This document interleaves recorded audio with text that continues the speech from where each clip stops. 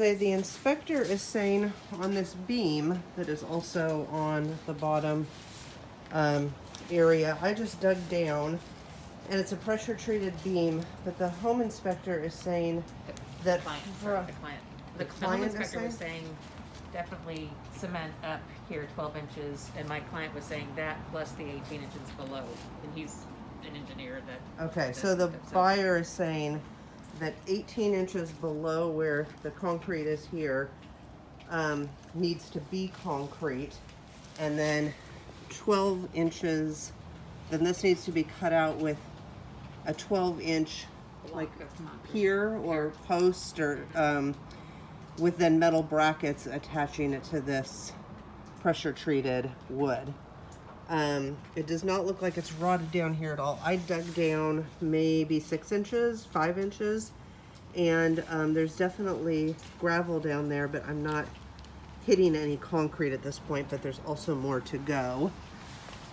And then on this corner that I just did in the last video, actually let me just tell you again. So these two pieces of hardy plank need to be replaced. And then metal flashing with metal, making sure there's metal flashing underneath or putting it in there. And then about 1 foot of this trim piece to be cut and replaced. And then in this area around this side, you can't feel any flashing under here. So maybe 1 foot, a foot of these two bottom pieces of hardy plank need to be pulled away, flashing underneath. If they're not, and if they're fine, they can be reinstalled. I'm not feeling any rot on them, but you would be able to tell after you cut away on them.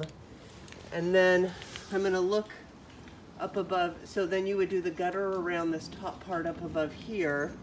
And when we get up there, I'm gonna check and see if that is just a buildup or if it feels like there's any rot that any of that trim piece needs to be replaced. And then the downspout.